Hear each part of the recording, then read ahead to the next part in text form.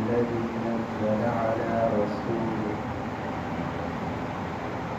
والكتاب الذي نزل على رسوله والكتاب الذي أنزل من قبل ومن يكفر بالله وملائكته وكتبه ورسله واليوم الآخر فقد ضل ضلالا بعيدا.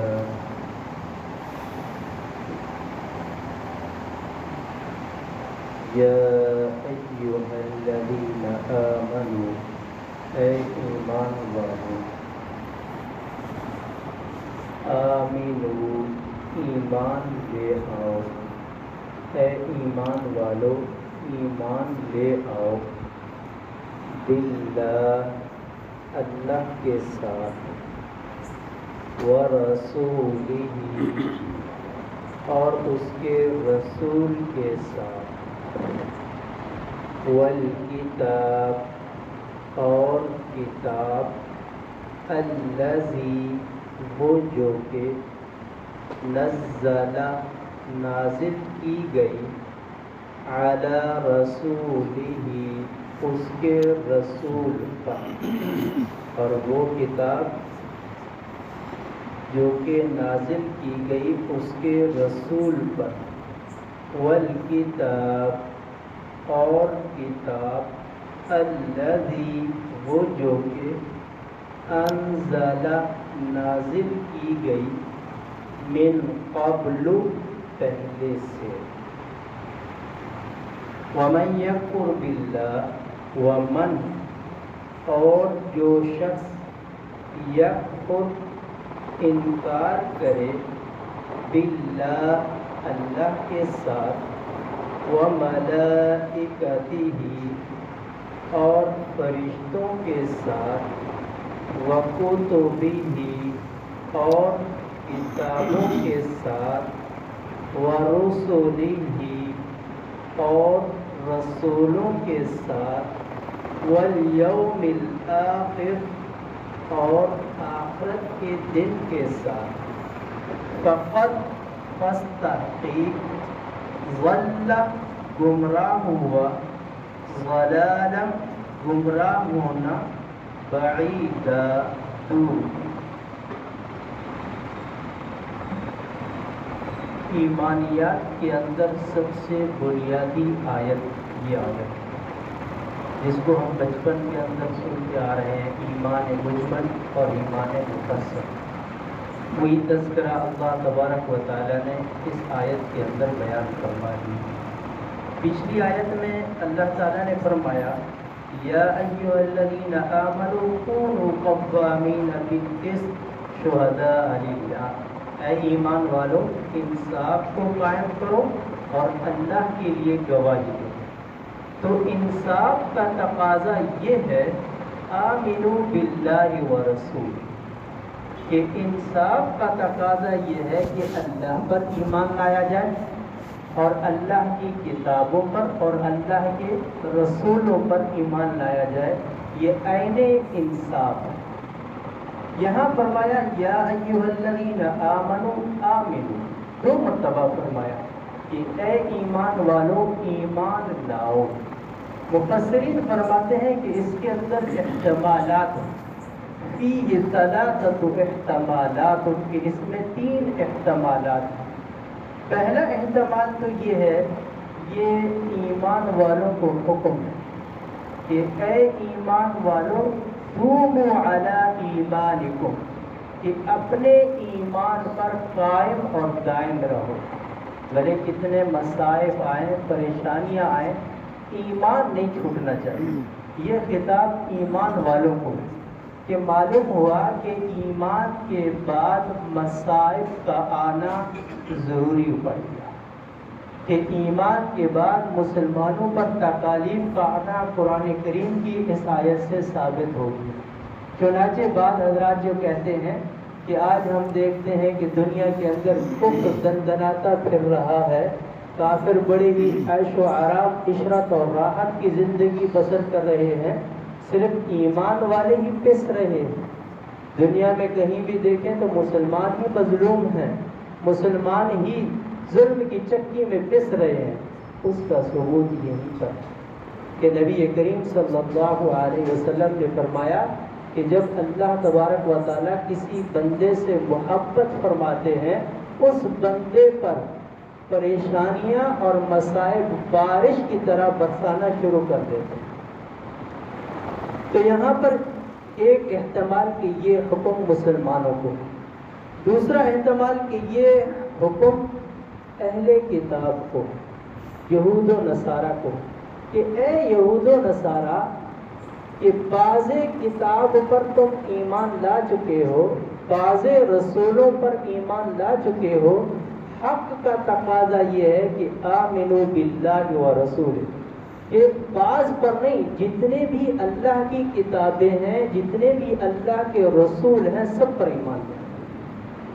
اور تیسرا احتمال یہ حکم منافقین کے متعلق کہ اے منافقین، یہ تمہیں کیا ہو گیا، اپنے مفاد کے لیے ایمان ظاہر کر دیتے ہو اور اپنے دنیاوی مفاد کے لیے کفر کو ظاہر کر دیتے ہو، ایک جگہ آ کر کلمہ پڑھ کے آمنو بن جاتے ہو، ثم ازدادوا کفرا، دوسری جگہ پر جا کر کفر میں پڑ جاتے ہو۔ نہیں، آمنو باللہ، پکے کے پکے ایماندار بن جاؤ اور کامل طور پر ایمان میں داخل ہو جاؤ۔ یہاں فرمایا اے ایمان والو، ایمان لاؤ اللہ پر اور اس کے رسولوں پر۔ ایمان باللہ پر کے لیے تین چیزوں کا حکم ہے، آمنو باللہ، آمنو بالرسول، آمنو بالکتاب۔ کہ ایمان کے لیے ضروری ہے اللہ پر ایمان لانا، اس کے جمیع صفات و کمالات کے ساتھ، کہ اللہ کے ساتھ جو صفات ہیں وہ کسی مخلوق کے اندر نہیں، یہ ایمان لانا۔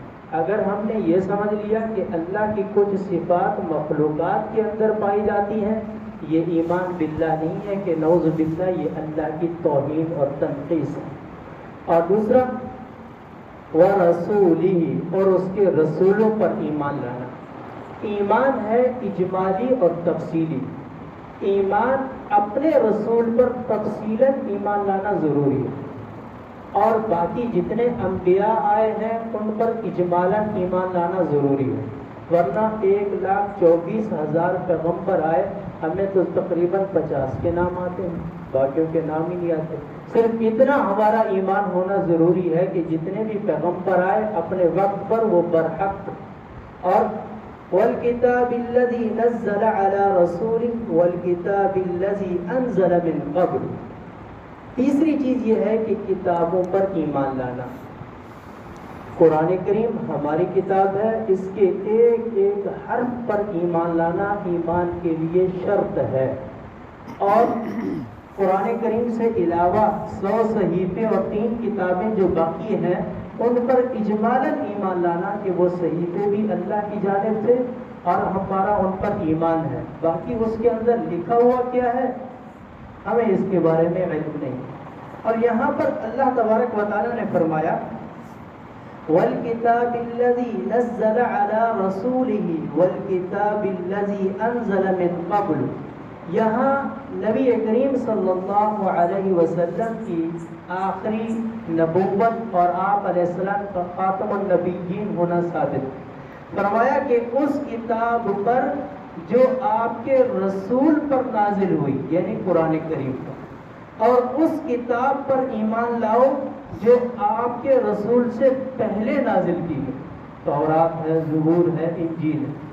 اگر نبی کریم صلی اللہ علیہ وسلم کے بعد کسی نے آنا ہوتا، کسی نبی نے آنا ہوتا اور کسی نبی کو کتاب ملنی ہوتی، تو یہاں اللہ تبارک و تعالیٰ فرماتے کہ وَالْكِتَابِ الَّذِي أُنزِلَ مِن بَعْدِهِ الرُّسُلُ، کہ اس کتاب پر بھی ایمان لانا ضروری ہوگا جو آپ کے اس رسول کے بعد جو کتاب آئے گی۔